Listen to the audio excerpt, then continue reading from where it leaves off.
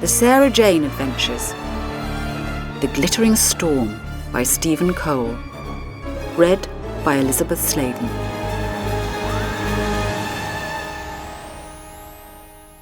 It started with a bump in the night. I woke sharply and sat up straight in bed, my heart thudding hard in my chest. I wasn't really afraid, not then.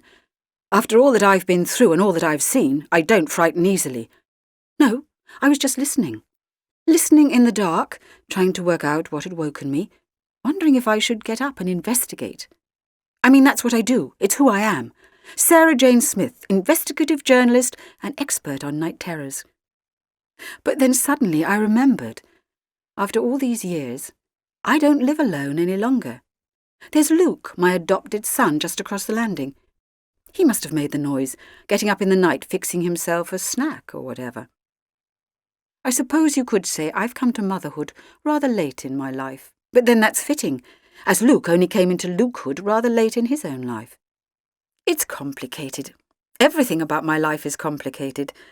And as I lay there, my mind started dwelling on that, the bump in the night forgotten. Until I heard it again, carrying through the dark quiet of the house. Furtive noises, a drawer opening, a creak of a hinge, the fall of keys on a carpet. Burglars, I thought, or something else. Heart quickening, I jumped out of bed and scrambled silently into my dressing gown. In a house like mine, a house full of secrets and miracles, the likes of which few people on this planet could dream of, if someone breaks in, well, it could have disastrous consequences. Because, let it be known for the record, I know about visitors. Extraterrestrials, aliens, all about them. I travelled with one for a time. Oh, such a wonderful, wonderful time. I could never settle for a regular life after that, and I'm glad to say I haven't had to. With his help, and with borrowed technology and resources, I've been able to continue our work defending Earth against threats from the stars, helping creatures who've lost their way, and hindering those who've found a way to thrive at human expense. Anyway, I'm sure you can understand that when I hear noises in the night, a burglar with an eye mask and a sack labelled swag isn't exactly the first image to flash into my mind. Even so, I padded down the stairs, wielding a musical instrument from some distant world that looked vaguely like a weapon. Then, taking a deep breath, I burst into the living room, snapped on the lights, and stared. A mousy, middle-aged woman stood in the middle of the room, dressed in jeans and a jumper, holding a crowbar in one hand.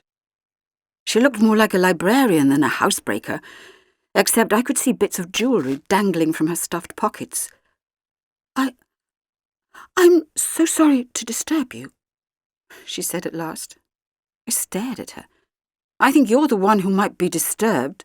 What do you think you're doing? I need gold, she said. I'm terribly sorry to break into your home, but I can't go back without gold. Go back where? I demanded. Give me whatever gold you have, she hissed, and there was a threatening look in her eyes now. Give it to me. The only thing I'm giving you is 30 seconds to leave by the same way you got in, I told her calmly. Then I'm calling the police. The woman started to advance on me, raising the crowbar like a bat. I raised the instrument in my hand. Don't force me to use this. Then suddenly Luke entered the room behind me, his dark hair mussed up with sleep, a confused look on his face. Mum? He said. What's happening? The woman hesitated. Then she gasped, dropped her weapon and clutched her forehead. Our thoughts shine, she rasped. And with that she turned and ran away into the kitchen. I ran after her, but she'd already made it outside through the same window she'd jemmied open. Breathing shakily, I put down my improvised gun. Luke appeared at my elbow. I'm glad she didn't force you to use that thing, he said. I've heard you play. I half smiled as I grabbed him in a very big and very relieved hug. He wasn't making a joke. He really meant what he said. Luke hasn't quite got the hang of typical human social interactions. You see, aliens grew him, distilled him from a study of thousands of children. He wound up with the knowledge of a genius, the innocence of a lamb, and all the experience of a mayfly. It's not a combination that makes for the easiest of lives, but it's a very easy one to love. Should we report this matter to the police? Luke asked me wide-eyed. Normal people would, wouldn't they? We are not normal people, I reminded him, and neither was that woman. I wonder if she's going to try and break into somewhere else, I sighed. Can't risk her clobbering anyone with that crowbar. I'll leave an anonymous message for the police, warning them to patrol the area. I frowned. Hey you, it's school tomorrow. It's school today as well, he agreed, in 3.2 hours. So go back to sleep, I told him firmly. I tried to follow my own advice, but it was no good. I lay stubbornly awake as the rising sun threw golden light through my curtains. Hi, Maria, I called as I stepped out of the front door with Luke.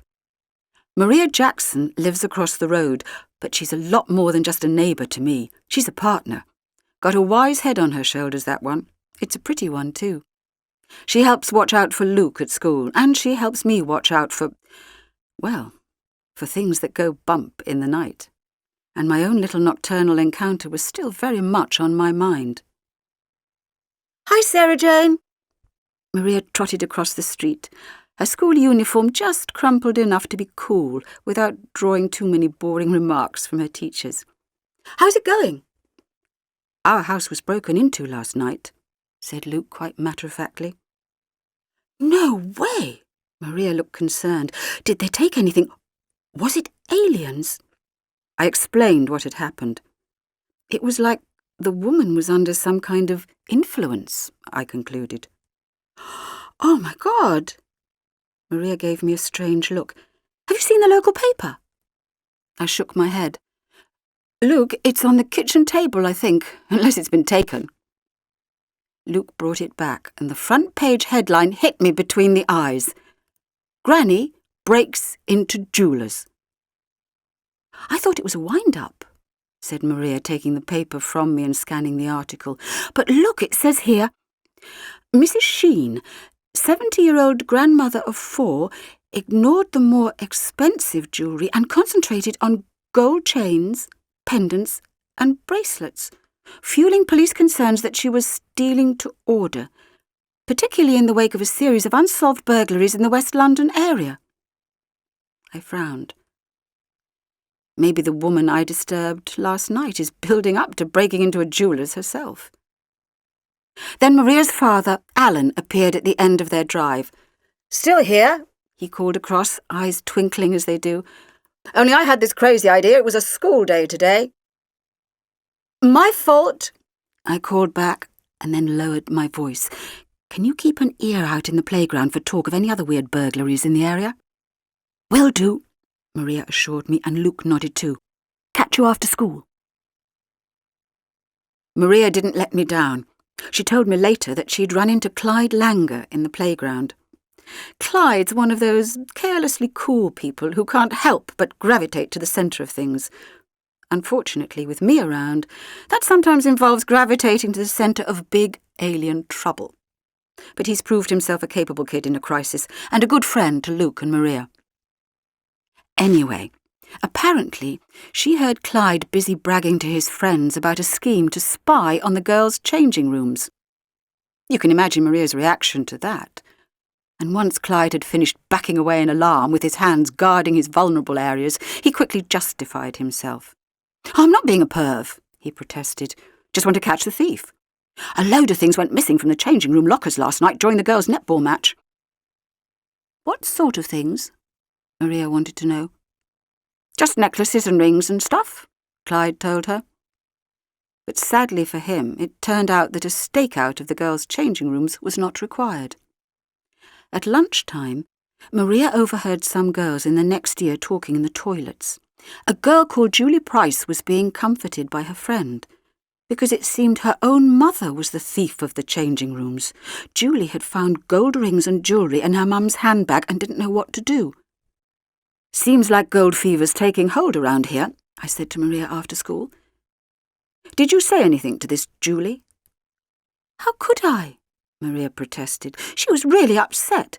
Apparently, her mum's been going out by herself at really weird times, even in the middle of the night." "Maria pointed out Julie Price at home time," Luke put in. "There's a strong resemblance between her and the woman we surprised in the house last night." Breaking into houses, stealing from kids? I couldn't believe what I was hearing. She needs to see a doctor. "She already is," said Maria confidentially. "But according to Julie, that's when her problems began, when she started seeing this doctor at some special clinic." "Oh? Which clinic?" I asked. Maria frowned. "I couldn't exactly pop my head over the loo door and ask her, could I?" "No, I suppose not," I conceded. "I only ask because I decided today to visit the granny who robbed that jeweller's shop, Mrs. Sheen. Popped along to the hospital where the police have her in custody, waving my press card, only to find that Mrs. Sheen had gone. She'd snuck off, along with some jewellery she'd pinched from her fellow patients." "Gone where?" Luke wondered. "She was picked up early this afternoon, quite well, but without the jewellery, just outside a private clinic in Hounslow, the Auriga Clinic. A specialist there is performing cutting-edge work with back pain and muscle stiffness, and Mrs. Sheen has been treated there for 3 months. "My back is killing me after netball this afternoon," said Maria, wincing. "I think I may have strained it." "Cheer up," I said brightly. "It sounds to me like the perfect chance to find out if Julie's mum's been going to the same clinic as Mrs. Sheen." Oh, Maria, if only I'd known how things were going to turn out. I figured an advanced private clinic taking a technological approach to muscle fatigue wouldn't be convinced by me faking a backache, but that by taking a child along, I might seem less suspicious. Devious. Oh, yes. I can be devious when I have to be. It was while checking the clinic's details online, I realised that the man who owned and ran the place, Dr. Francis Auger, was someone I had profiled for Metropolitan magazine back in the 1980s. It only took some cheek, a phone call, and an awful lot of holding Muzak to get an appointment with Auger himself the very next day, and the promise of close attention for Maria's poorly back. I dug out the article I'd written in '87 about this up-and-coming maverick young specialist, tipped for greatness in the future. Certainly not my best work. I'd spent too long exploring his passion for protecting the environment than focusing on his work as a doctor. But even then, Auger had stated he was experimenting with medical applications of gold. I collected Maria after school that afternoon and we went along together. The Auriga Clinic was pretty much as I expected it would be, very swish, very clean and white, very professional. Auger had agreed that while I interviewed him, Maria could be examined by one of the doctors there. And while I kept the big chief talking, I hoped Maria might be able to do some discreet examining of her own, peeping behind the odd closed door, that sort of thing. Especially when I recognised the woman talking to the receptionist when we arrived, the same person who'd broken into my house.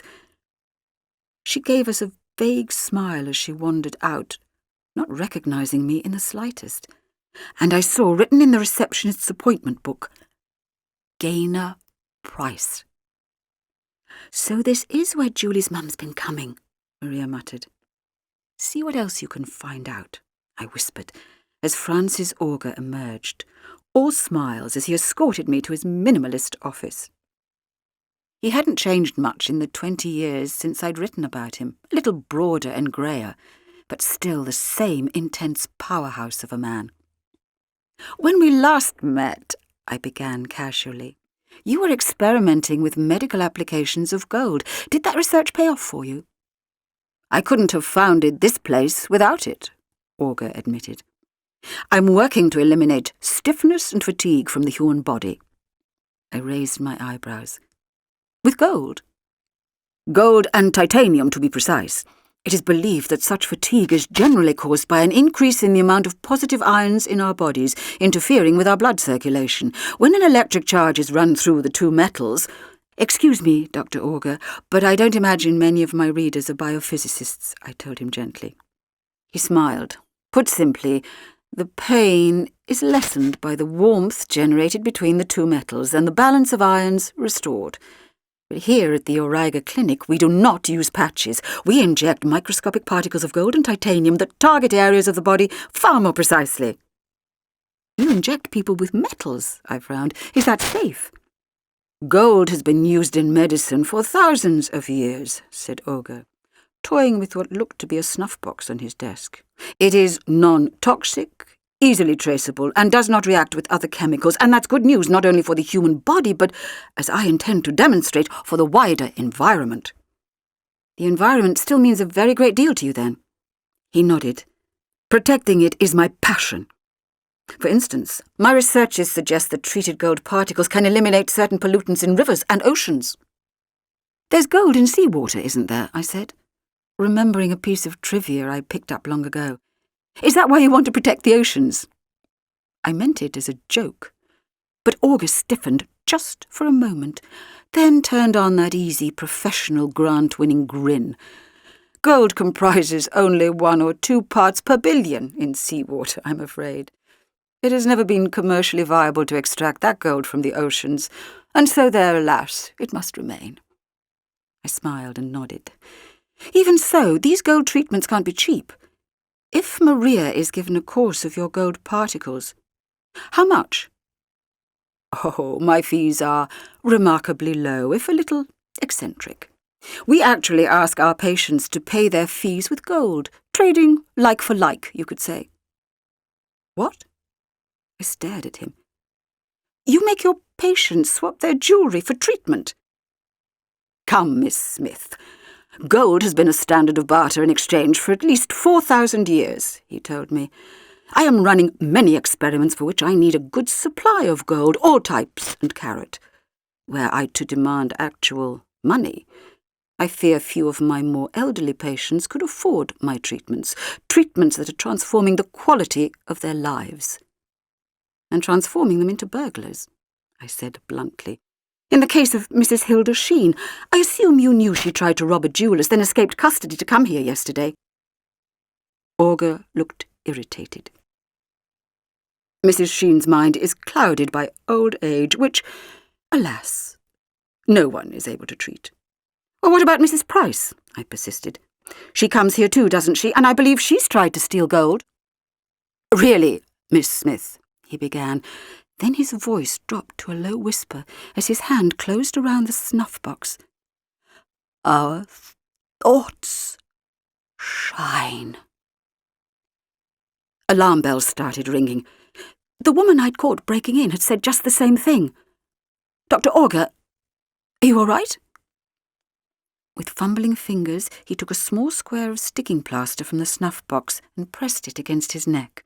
He closed his eyes tightly, heaved a deep, shuddering breath. Then his eyes snapped back open. "I am quite well, thank you," he said, flashing the confident smile as if nothing had happened. "I thought you said you didn't use patches at this clinic." I nodded to the plaster on his neck. "That is a patch, isn't it? A piece of material impregnated with a drug, worn on the skin to allow gradual absorption." "This is a rapid-action patch," he said curtly. "Even doctors must undergo treatment sometimes."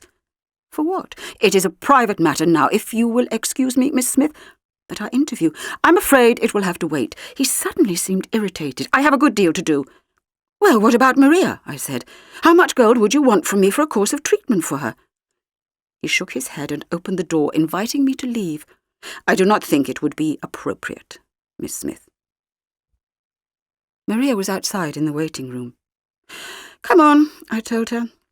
"I'm afraid it seems you won't get any treatment here."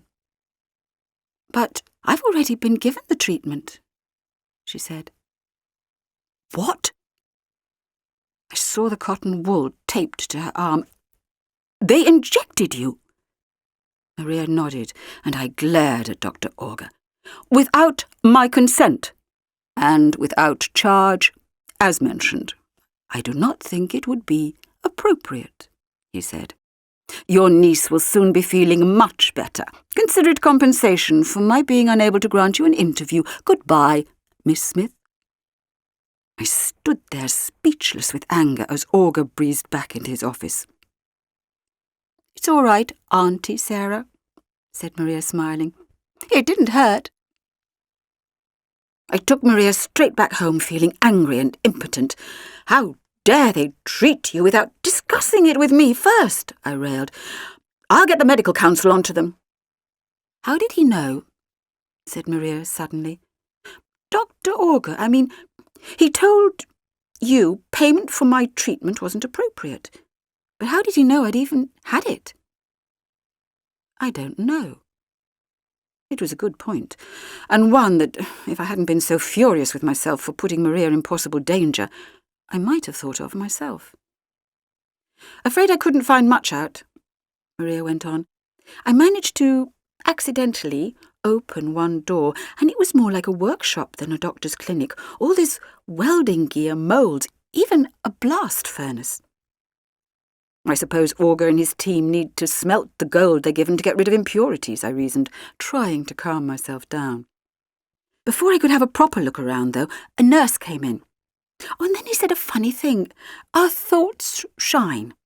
What do you think it means?" A shiver ran through me.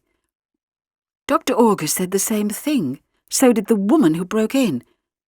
And they both seemed to be in pain as they said it. So was my nurse. If funny, Maria mused, our thoughts, like there was more than one of them.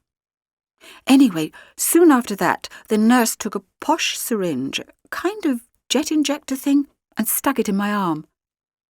"Well, the moment we get home, I'm having Mr. Smith give you a full physical examination," I promised her. "Gold is easy to trace within the human body," says Dr. Augur. Well, we'll find out just how easy. Luke was full of questions, as he often is, when Maria and I arrived back home. The three of us trooped up the stairs. "Mr. Smith," I called, "I need you." Mr. Smith's not my husband, by the way. He's a computer. Incredibly powerful and sophisticated, occasionally a little infuriating, but I wouldn't be without him. Mr. Smith slid out of the wall with his usual grind of gears and flashing of light, and I told him what I wanted. Mr. Smith hummed and hissed and cogitated over Maria for a few moments. "Well?" I asked. "Yes, she is," Mr. Smith replied. "The only thing I would not expect to see in Maria are microscopic traces of pure gold and titanium in her bloodstream." "Well, that's apparently how Dr. Augur treats his patients," I explained. Maria forced a smile. "I'm officially valuable." "Can we get that stuff out of her bloodstream?" I asked Mr. Smith. "Sensors suggest the metal particles will pass naturally from Maria's body within 7 days, Mr. Smith informed us. "There is no way to speed up the process." "You're certain there's nothing else inside her?" Luke was worried for his friend. No unusual chemicals, no pathogens, nothing alien? "There is nothing," Mr. Smith insisted. "That's a big relief," I said. "You're telling me," Maria agreed. Maybe everything was all right after all, I thought. I allowed myself to relax a little. Stupid mistake. I was so relieved to learn that Maria was all right that I only half listened to Luke as he told me what he and Clyde had decided to do on their way home from school. Clyde, it seemed, though thwarted in his attempts to stake out the girls' changing rooms, still had the urge for surveillance in his blood. He had suggested to Luke that they buddy up and keep a boys-only watch on the clinic that night. It wasn't far from where he used to live in Hounslow, so he knew the area. "No," I told Luke flatly. "I'm not having you out all night watching the place, quite apart from anything else. London streets at night. But statistically, I've demonstrated many times that I'm able to look after myself," Luke argued. "I've already risked Maria's well-being," I told him. "I'm not risking anyone else's. But don't worry, I'm going to find out more. Tomorrow I'll speak to Mrs. Sheen, see what she has to say for herself. Provided she hasn't evaded the police again, of course. So promise me, no nocturnal visits to Hounslow." He nodded. OK, I promise. And of course, Luke being Luke, he felt that come the first sniff of daybreak, a trip to Hounslow would no longer be a nocturnal visit, and he could join Clyde for the Auriga Clinic stakeout with a clean conscience. Clyde still had plenty of friends in Hounslow and had told his mum he was staying with one of them, when in fact he was hiding inside a bin with his mobile, taking pictures of anyone who passed by the building and logging any incidents with the memo function. Luke got there a little after 5 a.m. and Clyde played back his evidence. 10:36 p.m, couple stop outside clinic and start snogging. 10:47 p.m, still at it. Get a room, guys. 11:03, cat passes by, it is Ginger, poor cat. Luke looked at Clyde. This information doesn't sound very useful. It gets juicier, Clyde promised, skipping ahead through the playback. Proper SAS stuff. Listen, 1:47 a.m. Julie Price's mum turns up and lets herself inside Auriga Clinic, looking well shifty. Well, shifty, Luke frowned. Is that a technical term they use in the SAS? Course. But Clyde's smile soon faded. Looks like we found out where Julie's mum goes at night, here, to get info from the mad doctor about what places to rip off. Did anyone else go inside? Luke wondered. I counted about 8 or 9 of them, men and women, maybe even more.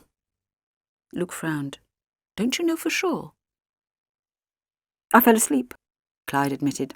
But then, when I woke up, I saw something. What? Luke asked. Clyde called up a photo on his mobile and held it under Luke's nose. That! The image showed a murky, bulky shape caught in a low-resolution blur as it moved down the side of the clinic building, dark, but somehow agleam. I think it was a robot, said Clyde. Luke stared at the picture. A golden robot? Then suddenly Clyde ducked out of sight and urged Luke to do the same. The clinic door had opened. 5:24, he breathed, recording another memo into his phone. Subject leaving the building. Subject identified as... Maria, said Luke, standing up and gripping Clyde's arm. It's Maria.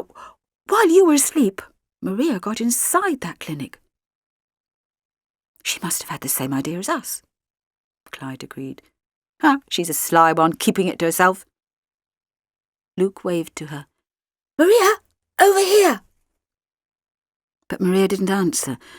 Luke and Clyde ran after her. She didn't turn at the sound of their footsteps on the quiet street, didn't even react as the pair of them stood in front of her, blocking her way. Well? Maria seemed to stare right past them. Our thoughts shine, she breathed. And then she pushed past them and kept on walking. And me? I was too busy dwelling on recent events to even realise Luke had snuck out. But he and Clyde gave me a rude awakening when they piled into my kitchen to tell me about Maria. I thought they were joking at first, until Clyde showed me the evidence on his phone. I wasn't so impressed by the grainy blur that was meant to be a robot, but I was so floored by the sight of Maria outside the clinic, I even forgot to tell them off for acting irresponsibly, considering it was down to me that Maria had been treated by Auger in the first place. I wasn't exactly feeling at my most responsible myself. Maria seemed to be in some kind of cataleptic state, said Luke anxiously, not fully aware of her environment and unable to respond to stimuli. Dunno about that, Clyde grunted. It was more like she was in a trance or something. Phew, our thoughts shine, she said. I almost grabbed him by the shoulders. What? Morning, you lot. Maria breezed into the kitchen. Doors open. Hey, Clyde, what are you doing here? You look as if you've been up all night. Of course, we all stared at her as if she had 2 heads, and she frowned. What's wrong? Nothing, I said firmly, recovering myself. I just called for Luke, said Clyde. Hi, Maria, long time no see. Her frown deepened. Yeah, yesterday afternoon was like forever ago. Did you miss me? Luke opened his mouth to speak, but I shook my head warningly. Maria, has the post been? I'll check, she said and ducked back into the hallway. My back's feeling so much better. I don't want her to know anything's wrong, I told Clyde and Luke quietly. Not until I've found out more about what's going on. Gotcha, said Clyde. I just hope she's not going mental. Of course she's not, I hissed. No post yet, Maria reported, coming back into the kitchen. God, you lot look miserable. Double French first, isn't it? Clyde joked weakly. Come on then, let's get it over with. I watched the three of them go, my mind racing, my heart slowly sinking in my chest. I sat brooding most of the morning. It all came down to gold, unique among metals in the desire it arouses and the greed it feeds. A long time ago, I'd walked inside an asteroid made of the stuff.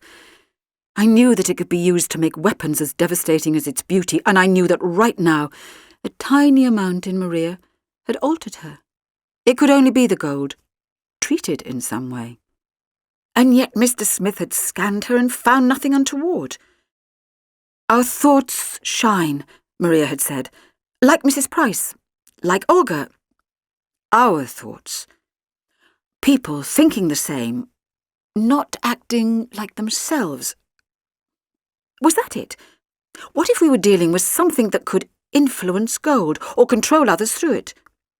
Mr. Smith had scanned Maria for alien substances as I'd instructed, but not for alien thoughts overriding her own, something that could take control of her whenever it suited them. I went upstairs. Tonight, Mr. Smith, I will ask you to analyse Maria again, I announced. But this time, I also want you to scan for psychic frequencies, energy wavelengths, that kind of thing. Is that feasible? Naturally, came the reply. But whatever you find, say nothing to Maria, I warned him. Say she has a clean bill of health, and tell me your findings when we're alone. I don't want her to know my concerns because it might tip off the entity controlling her that you are onto it, Mr. Smith concluded. That too, I agreed. But first and foremost because I don't want to scare her to death. I took a deep breath. I couldn't keep beating myself up over Maria. I had to try and do something about it. Mr. Smith, can you scan for alien spacecraft in Earth orbit? Accessing. He set his systems to the task, gears grinding, humming with power. No spacecraft, he returned at length. But I've accessed the image feed from a reconnaissance satellite. The screen showed a blizzard of stars. What am I meant to be looking at? There is a small metal artefact hovering 30,000 miles above London with no obvious method of propulsion or weaponry system. It is made of solid gold, mixed with certain minerals and circuitry, not of Earth origin. Boosting visual feed. On the screen, one star grew brighter and more golden than the rest as Mr. Smith zoomed in. It looked a little like a golden potato. The device is currently receiving signals from deep space, Mr. Smith went on. It seems likely the golden device is some kind of communications hub, possibly for scrambling, descrambling, or boosting a transmission. Can you decipher? It should be possible. Wait. The signals are being rerouted to a location in West London. The Auriga Clinic. A tingle ran down my spine. Then it must be aliens who are the real backers of Dr. Olga's work. Aliens that can change people's personalities, summon them in the dead of night and make them do things against their wills. But the big question is, what do they really want? It was a slow, frustrating day spent waiting for school to end. I found that Mrs. Sheen had lapsed into a catatonic state and was under police guard in hospital. No visitors. I couldn't get hold of Julie Price's mother, and when I called at her house, there was no reply. I wondered if she was out robbing again, fetching Dr. Olga a little more stolen gold for his experiments. Finally, home time came round, and Luke and Clyde escorted Maria back home. She seemed fine and untroubled. I asked her to go upstairs and let Mr. Smith scan her as he had the day before. Just a precaution, I assured her. She's acted normally all day? I asked quietly.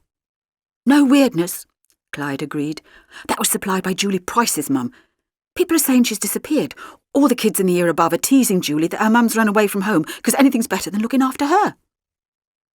She's got to stay with an aunt, Luke went on. That has made her unhappy. I heard she's told the police, but they're not taking her seriously. Well, we are, I announced. Maria soon trotted down the stairs. Clean bill of health, she reported. Actually, I feel great. Must be down to the treatment, I guess. All my irons have been properly balanced. I feel full of energy. I wish I did, said Clyde. Almost fell asleep twice in double maths. You often do, Luke reminded him. While Luke, Maria and Clyde watched TV in the living room, I went up to get the lowdown from Mr. Smith. I scanned both physical and metaphysical changes, he explained, and I believe the gold particles within Maria have received some kind of signal. The alien signal you picked up before? I asked him. Similar, but not from deep space. Transmission was from a local source, the Auriga Clinic. He paused. Furthermore, I believe this transmission to have been a priming signal. Yesterday the gold particles were lodged in Maria's spinal area. Now they are shifting position, gathering behind Maria's eyes, around the optic nerve. Her eyes? Why? Why are they doing that? Unless... This signal... If the gold particles are receiving a signal, could they also transmit one? It is quite possible, Mr. Smith conceded. Then what if this alien presence is planning to hack into Maria's eyesight, just as you hacked into that monitoring satellite's visual feed? I put to him, something wants to use Maria as a spying device, seeing through her eyes. I would point out that there is no signal being transmitted by the gold particles within her, Mr. Smith told me. That only means that they haven't switched her on yet. I felt sick. Continue to scan Maria, Mr. Smith. I want to know the moment that signal switches on, and whatever's receiving that signal, I want you to pick it up too. Understood, said Mr. Smith. Clyde didn't stay long after school, so worn out after his long night's dustbin vigil. Maria went home soon after to get some homework done, asking me to text her with news of any developments. I smiled and nodded, but of course I couldn't tell her anything, and I felt so lonely without her. My confidant, my friend. Thank goodness Luke was with me, ready and willing to let me offload my guilt and discuss my theories while we waited for word that the alien signal had activated. Mr. Smith piped up a little after 11 p.m. Sarah Jane, gold inside Maria is resonating with signals, one received, one being broadcast. Accessing outgoing signal. He paused. Signal translated. Visual data as you hypothesized. No audio track. I felt Luke's fingers grip my own as a view of the dark street outside resolved on Mr. Smith's screen. Pools of orange from the street lamps coming and going, the occasional car passing. It was like someone was walking down the road with a camcorder, and I was seeing through the viewfinder. Except the images were tinged with a sickly yellow sheen, and I knew I was seeing all this through Maria's own eyes. Should we go after her? Asked Luke. I sighed. I'm dying to, but there's a bigger picture, and if we're really going to help Maria, Mrs. Sheen, Mrs. Price, all of them, we've got to uncover more about what's going on here. I led Luke upstairs. Now he's hacked into the alien signals, Mr. Smith can see whatever Maria sees. Whoever's behind this won't know that. Then we could end up with a virtual tour of the aliens' headquarters, Luke marvelled. I only hope Maria comes back again, I murmured. Mrs. Price didn't last night. She must have been... needed? But even as I spoke, I saw Mrs. Price on the screen, slack-jawed and vacant, sitting in a parked car. She opened the passenger door for Maria to get inside. Then as she started the car, we watched her mouth 3 familiar words. Our thoughts shine. And a gleam of gold shone faintly in her eyes as she drove Maria away into the night. Luke and I sat glued to the screen, and while we could certainly see what Maria was seeing, making sense of the images was another matter. She and Mrs. Price had entered the clinic and passed through the workshop she discovered on our first visit there. It was a lot busier now. We saw steam and a searing red glow, figures moving around with welding masks. we glimpsed a large, angular shape moving at the very edge of Maria's vision. "That could be the construct Clyde saw on surveillance," Luke whispered. "Perhaps we'll find out for sure," I murmured, as Maria entered a large laboratory. There were people there, wearing not your typical white lab coats, but everyday dress, gathered round some kind of high-tech circular vat that was filled with churning liquid. A man and a woman were shining weird lights over it, while an old lady was inserting some weird rod-like device into the fluid. "What do you think it is, Mum?" Luke wondered. "Acid? Poison?" "Looks like ordinary water," I observed. "But I can't see aliens getting overexcited about a bit of H2O, can you?" I frowned as Maria turned her transmitting eyes to a control panel marked with readouts and gauges and weird symbols I didn't recognise. And there her gaze remained, her fingers making swift and skillful adjustments to dials and switches. "Mr. Smith, do you have any idea what task Maria is performing?" I asked. "Insufficient data. But it seems likely the fluid is being subjected to some kind of electrochemical or microbial treatment." "Clear as mud," I sighed. "There's only one way we're going to find out more. I didn't see any guards on the door of that clinic when Maria went inside, so let's get down there and see what we can find with our own eyes. I'd had enough waiting around to last me a lifetime." "Hang in there, Maria," I whispered. "Just hang in there." There was little traffic at that time of night, and we reached the clinic without incident. Luke decided to text Clyde with an update. Should I tell him that if I don't show up at school he should call the police? Even if they believed him, a bunch of police officers blundering in could get people hurt. I pulled up around the corner from the Auriga clinic and took a deep breath. For now, we're in this alone. We peered through the hedgerow that sheltered the clinic's small front garden. I caught the gleam of moonlight on something round and glassy, topped by a winking red light. "A security camera," I breathed. "Probably so the receptionist can see who's calling before buzzing them in." "Then chances are no one's watching it," Luke whispered. "Let's not take any chances. Not yet." I pulled my sonic lipstick from my jacket pocket. It's a useful gadget for getting past doors and surveillance equipment. It whirred as I twisted it and the red light went off.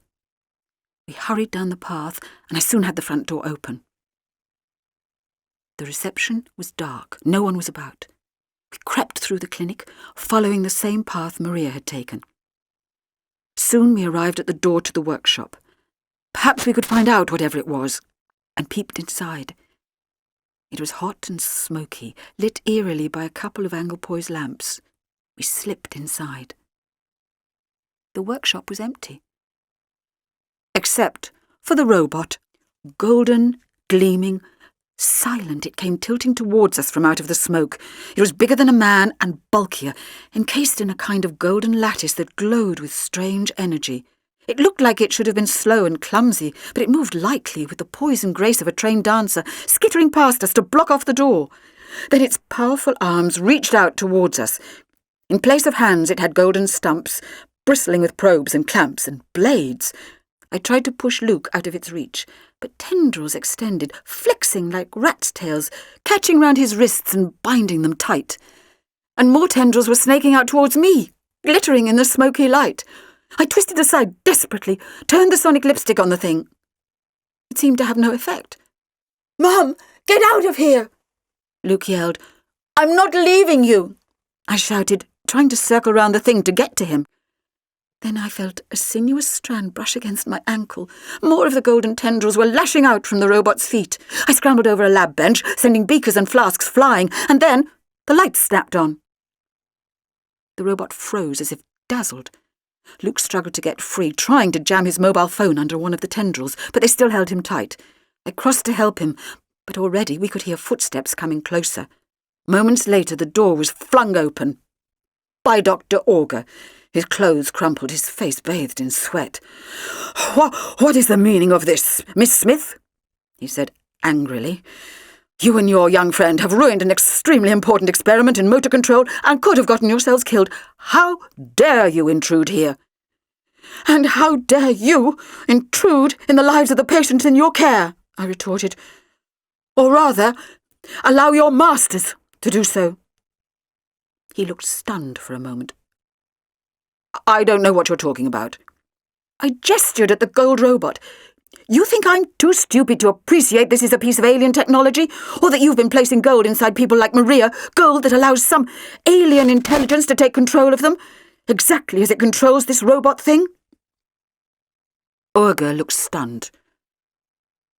"The keratin guide us," he said more quietly, "and only so their work will be completed more quickly. They are my partners." "I've heard that one before," I said, although the name keratin was a new one on me. "It's true," Olga insisted. "And you are wrong about the exosuit, Miss Smith. I was in control of it, not the keratin." He ran his hands through his thinning, sweaty hair. "Extraordinary, isn't it? A marvel." "And are you in control of Maria too?" I asked icily. Olga looked away. "You had better come to my office." "And if I don't?" He pressed a small gold disc to his forehead, closed his eyes, and the robot moved smoothly into life. Grabbing hold of me with the tendrils of its other hand, I shouted out as the grip tightened. "I'm sorry," Olga said quickly. He snatched the disc from his temple, and the robot stopped. "I am tired. The process of psychic control is a draining one. It would be better for you to accompany me without force. Better for you both, and for Maria. Don't you agree?" Luke and I followed Olga from his office, the robot tiptoeing along behind us. "You have seen how agile and responsive the exosuit is. Imagine what a boon it will be to humanity. Animated remotely by a skilled operator, it can perform complex tasks under conditions that would prove lethal to humans in any environment. It can handle radioactive waste, contain chemical spills, replace soldiers in war zones, save lives." "It sounds incredible," said Luke earnestly. "Too good to be true," I agreed. "Which means it probably is. The keratin have given you this boon to humanity out of the kindness of their hearts, I suppose, Dr. Olga." "No," he said evenly. "They need to perform certain mineralogical experiments here on Earth, which I have made possible. In exchange, they are helping me to create a prototype that will revolutionize the robotic world." "And this is why you've been taking gold off your patients," I realized. "Why they've been stealing it for you. Petty offences. They mean nothing in the face of such a great purpose." Olga took a jet injector from the pocket of his lab coat. "With that gold, I am redesigning the brain interface of the exosuit so that human minds can control it." "Seems to me it's human minds that are being controlled," I said, with a pointed look at the jet injector. "Is that to keep us in line, to let the keratin think for us?" "I trust it will not be necessary for me to use it." "You trust a great deal, don't you, Dr. Olga? Or are the keratin making you trust?" "My mind is my own," Olga insisted. "True enough, the keratin have an incredible affinity for gold. It conducts and amplifies their psychic impulses. Being unable to speak our language, they place gold in us so they can communicate with us. But I have developed a means of blocking that communication whenever they become too enthusiastic." I suddenly remembered his strange behaviour when I'd visited before. "That patch in the snuff box that you pressed to your neck." "The patch contains a highly absorbent compound of lithium citrate. It counteracts the influence of keratin gold pulses on the human mind for several hours." "Then you don't trust them," Luke realised. "I'm a scientist," Olga snapped. "For my research to be meaningful, I had to be absolutely certain that the keratin weren't controlling the exosuit instead of me. They understand that, they respect that. Sometimes they don't mean to influence us, but their wills are so powerful, their enthusiasm for the project so great. Have they convinced you that they aren't duping you, I wondered, or have you managed to convince yourself?" We had reached Olga's darkened office. "The keratin are extremely convincing," he said softly as he opened the door. Luke and I hesitated, but the so-called exosuit propelled us inside. I felt bile rising in the back of my throat. Squatting on his desk in the dim light was a vast, brown, slug-like creature with long, clawed arms and a huge misshapen head. Gleaming gold implants were set around its slimy head like a technological crown. Its crimson eyes pushed towards me on swaying stalks, and fronds around the base of its body rustled and agitated. I put an arm around Luke's shoulders. "Don't be afraid," Augur told us. "I know. I was frightened when they first came to me 8 months ago. They studied our world, you see, knew of my pioneering work with gold, knew of my ambitions." "And what of their ambitions?" I whispered, meeting the monster's crimson eyes.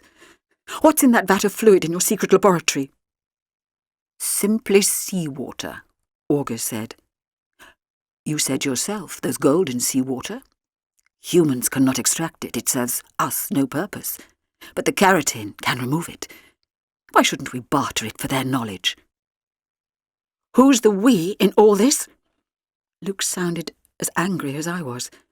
"I don't believe you're doing this for Earth. You're doing it for yourself. Why else would you allow innocent people to be controlled by the keratin? People who trust you to help them." "They are not being controlled, but directed," Augur countered. "It is simply a means of overcoming the language barrier." "Of course," croaked the keratin.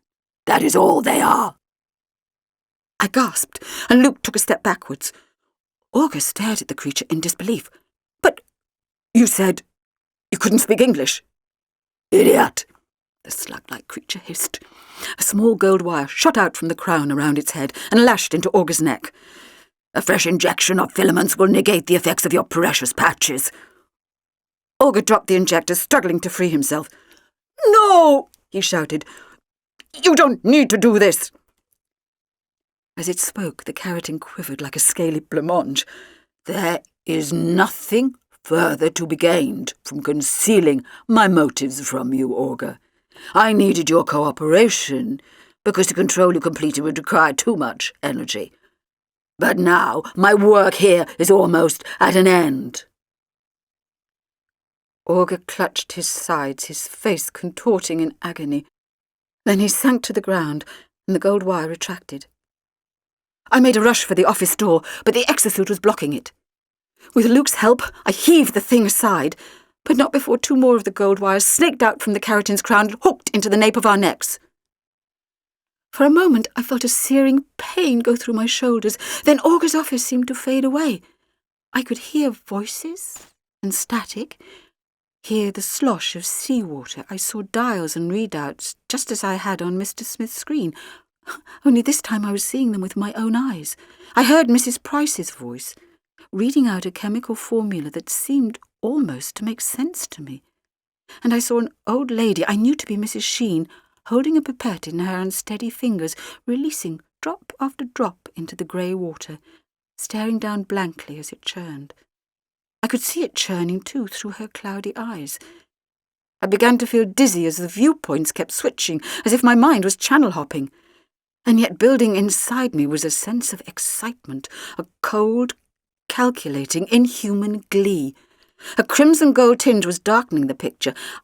I saw things to come, hundreds of exosuits marching across some alien landscape, dancing, agile and golden with bloated slug things locked inside them.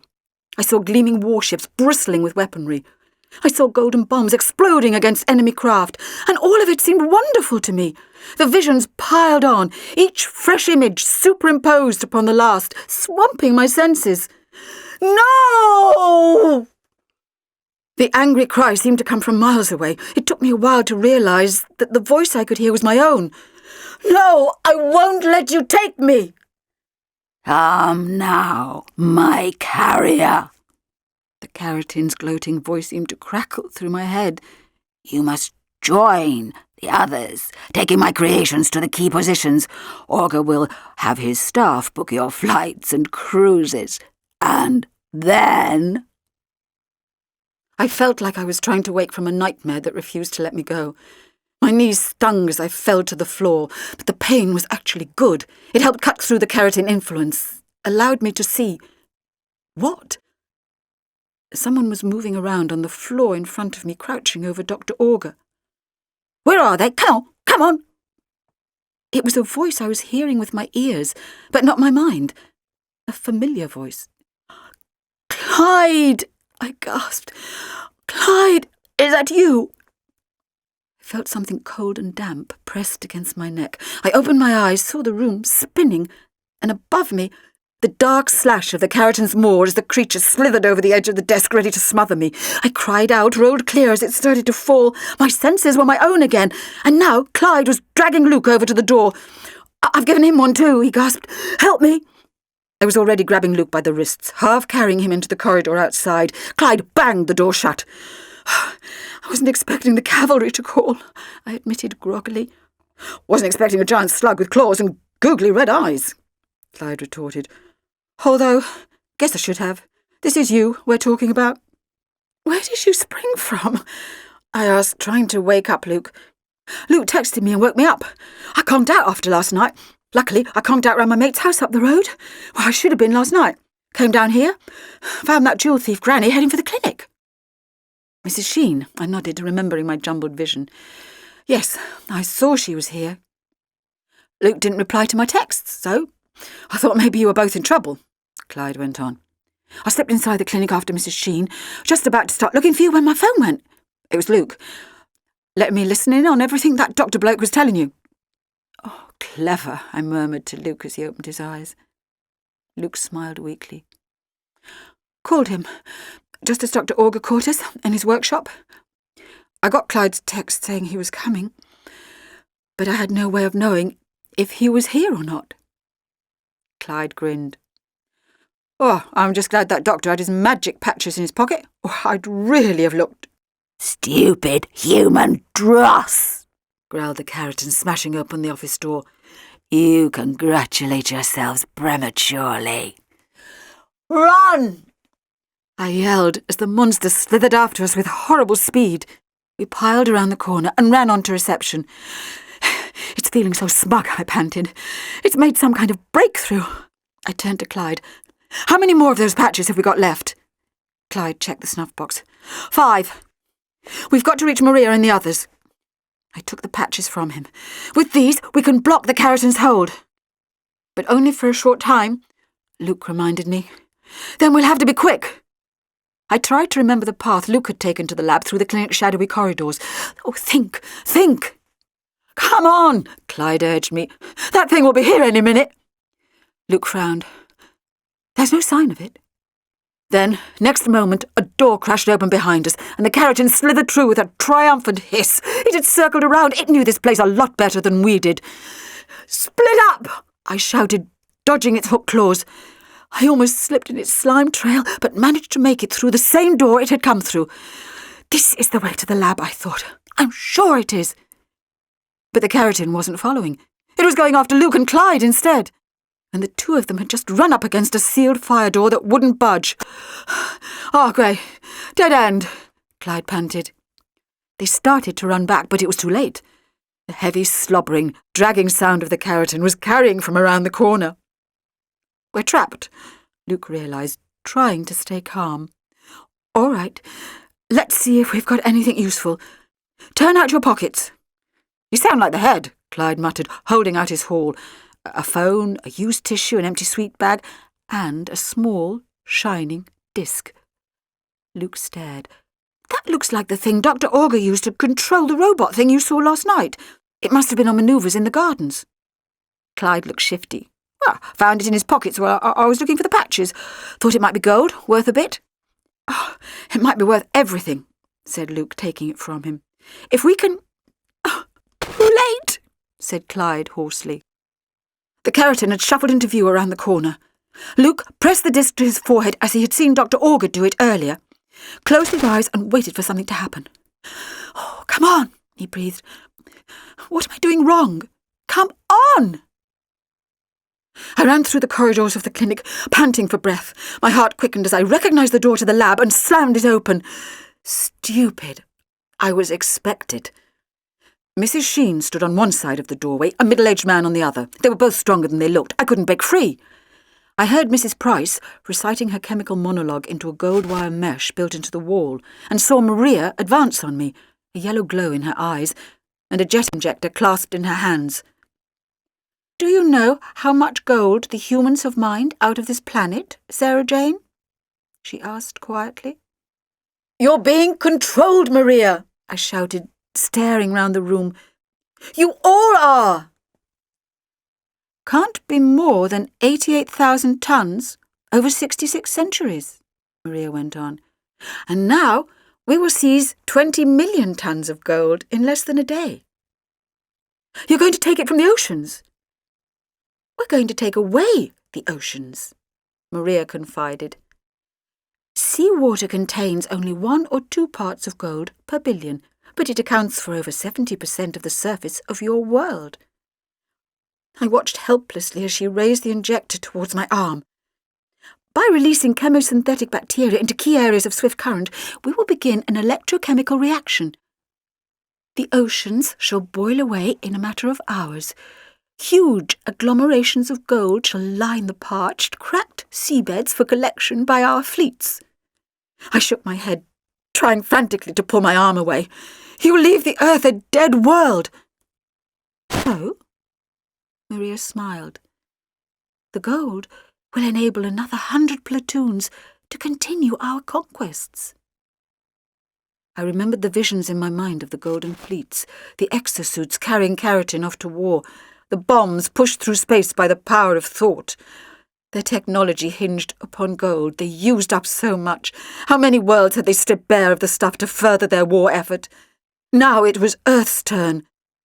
Maria put the point of the injector against my forearm. And then the door smashed open behind me. My captors went tumbling. The syringe fell from Maria's grip as I was hurled towards her. Behind me, the exosuit blundered into the lab, pummeling the air as it stared around sightlessly.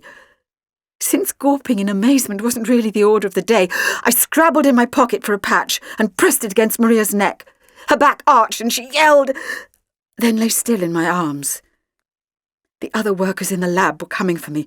I scrambled up, yanked myself free of the hands clutching at my ankles, pulling at my hair.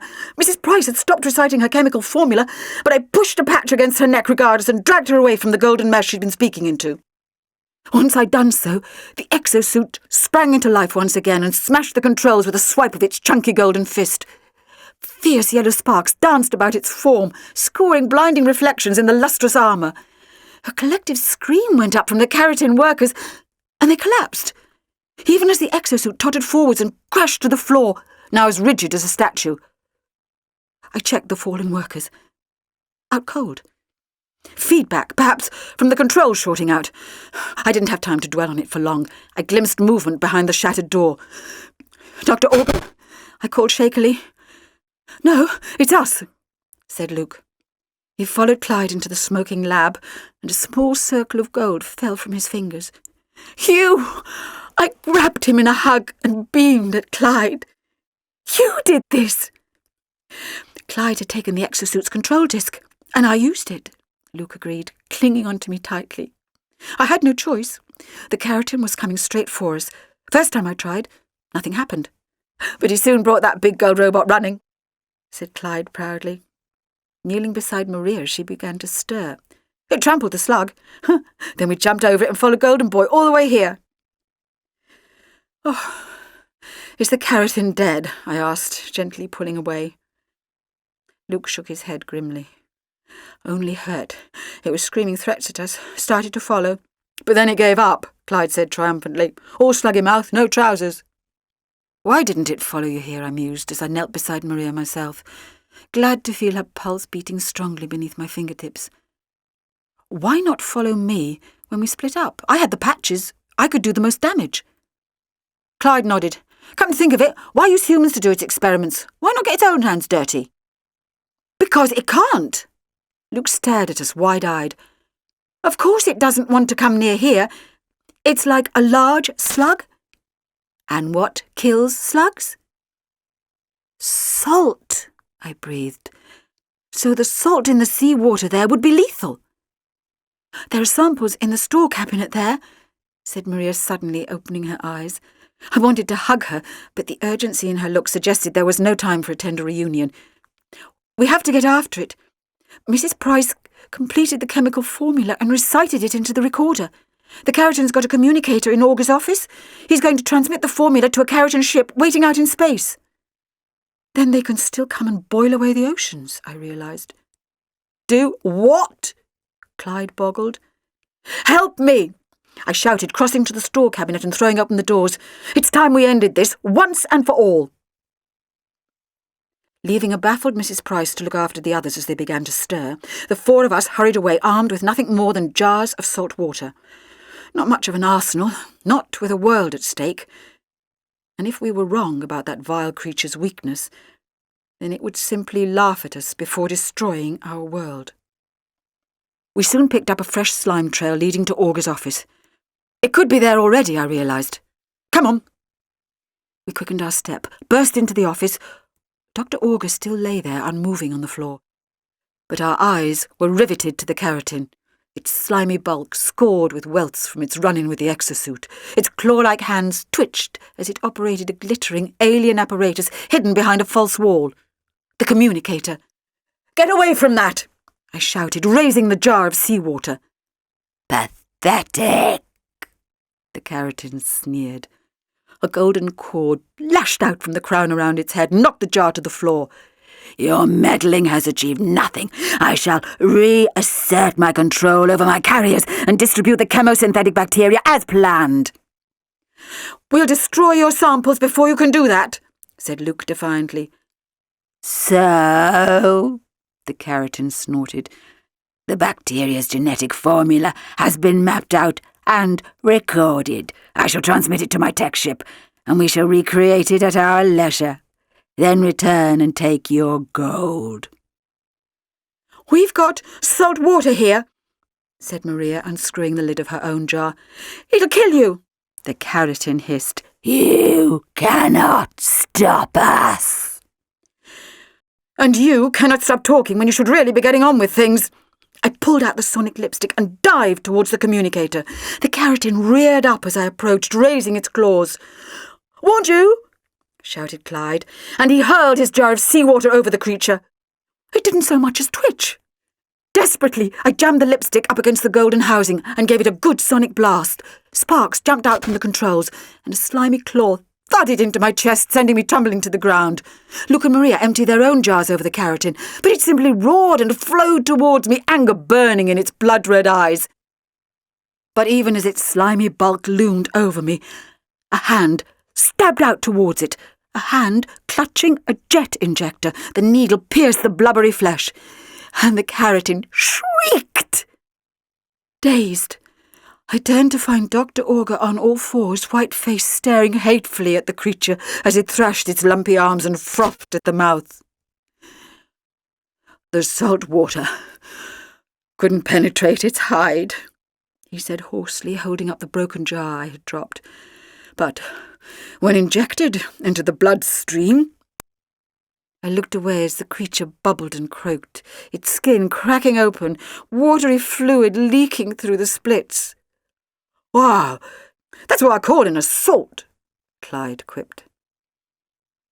I helped it, said Auger softly, the syringe slipping from his fingers. Gave it shelter and cooperation. Convinced myself that the end justified the means.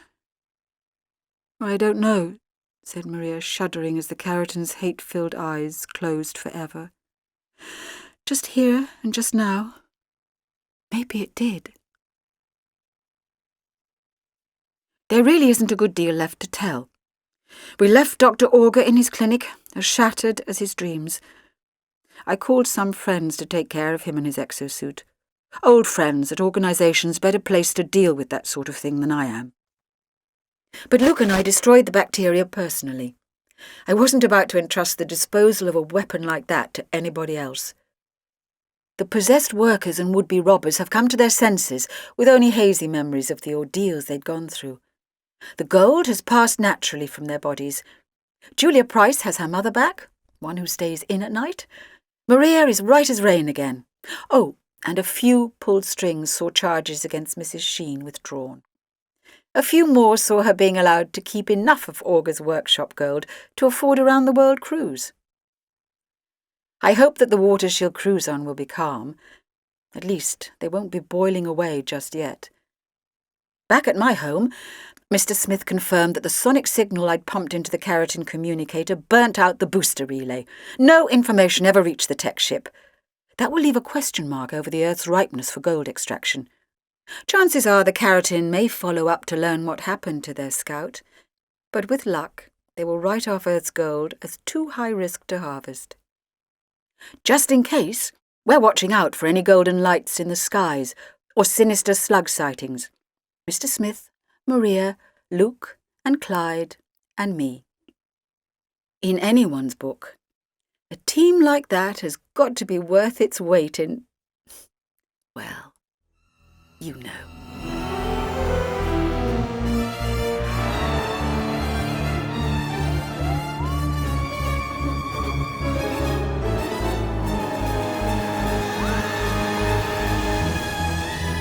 The Glittering Storm by Stephen Cole was read by Elisabeth Sladen. It was produced by Kate Thomas and is published by BBC Audiobooks.